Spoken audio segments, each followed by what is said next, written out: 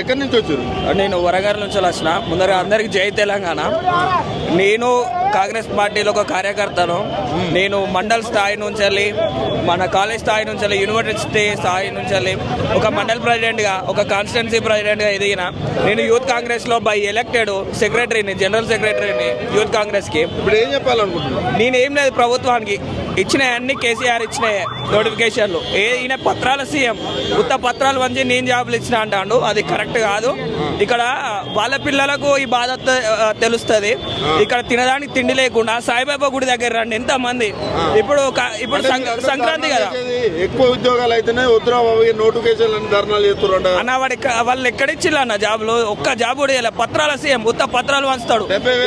ఇప్పుడు సంక్రాంతి కదన్న, సంక్రాంతి కదా, 3 రోజులు ఈ హాస్టల్ అన్ని బంద్ అయితే ఆ సాయిబాబా గుడికి రండి. మా నిరుద్యోగుల కష్టాలు తెలుస్తుంది.